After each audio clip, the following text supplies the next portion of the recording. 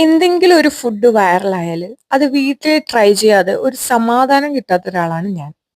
അങ്ങനെ ഇരിക്കെ എന്റെ കണ്ണിൽപ്പെട്ട ഒരു റെസിപ്പിയാണിത്. പക്ഷേ ഇത് അങ്ങനെ എടുത്തുണ്ടാക്കുന്നതിലുപരി എനിക്ക് എന്റേതായ ഒരു സ്റ്റൈല് വരുത്തിക്കണം എന്നുണ്ടായിരുന്നു.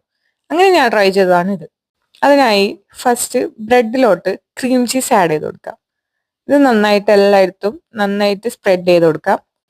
അതിന് മുകളിലോട്ട് നമുക്ക് കുറച്ച് ഷുഗർ ആഡ് ചെയ്യാം. ഷുഗർ ഓപ്ഷണൽ ആണ്. നിങ്ങൾ ഷുഗർ കട്ടൊക്കെ ആണെങ്കിൽ നിങ്ങൾക്ക് ഷുഗർ സ്കിപ്പ് ചെയ്യാം. പക്ഷെ കുറച്ചുകൂടി ടേസ്റ്റ് കിട്ടുന്നത് ഷുഗർ ആഡ് ചെയ്യുമ്പോഴാണ്. അപ്പോൾ അതിന് മുകളിലോട്ട് കുറച്ച് ഷുഗർ ആഡ് ചെയ്തിട്ട് മുകളിൽ വേറൊരു പീസ് ബ്രെഡ് വെച്ച് കൊടുക്കാം. ഇത് നിങ്ങൾക്ക് ടോസ്റ്റ് ചെയ്തിട്ടൊക്കെ വെക്കാം കേട്ടോ. ഞാൻ ഇത് ഇങ്ങനെ തന്നെയാണ് വെക്കുന്നത്. പിന്നെ ഞാൻ വരുത്തിയ മാറ്റം എല്ലാവരും ഇതിൽ ചൂട് ചായയാണ് ഉപയോഗിക്കുന്നത്. ഞാൻ ചെറിയ മാറ്റമായിട്ട് ചോക്കോ മിൽക്കാണ് യൂസ് ചെയ്തത്. അതായത് നെസ്ലയുടെ ചോക്ലേറ്റ് പൗഡർ നമുക്ക് അവൈലബിൾ ആണ്. ആ ഒരു ഐറ്റമാണ് ഞാൻ ഇതിൽ യൂസ് ചെയ്തിട്ടുള്ളത്. മിൽക്കിൽ ആ ഒരു മിക്സ് ആഡ് ചെയ്തിട്ട് നല്ല ഹോട്ടായിട്ട് തന്നെ ഇതിൽ ഒഴിച്ചു കൊടുത്തു. പ്രത്യേകം ശ്രദ്ധിക്കണം, നല്ല ചൂട് തന്നെ ഒഴിക്കണം, എങ്കിലേ ആ ഒരു സ്പഞ്ചി ഫീല് കിട്ടുള്ളൂ. ഒരു 2 സെക്കൻഡ് റെസ്റ്റ് ചെയ്യാൻ വെച്ചതിന് ശേഷമാണ് നിങ്ങൾ ഇത് സ്പൂണിൽ എടുത്ത് കഴിക്കേണ്ടത്.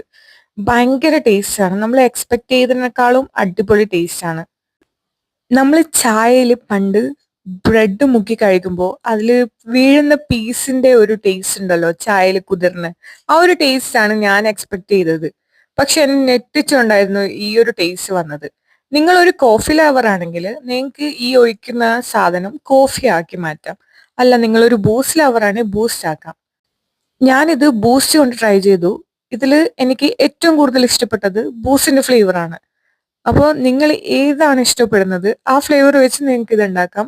റിസൾട്ട് അടിപൊളിയാണ്. നമ്മൾ എല്ലാവരും ഞെട്ടിച്ചു കളയുന്ന ഒരു ടേസ്റ്റ് തന്നെയാണ് ഇതിന്.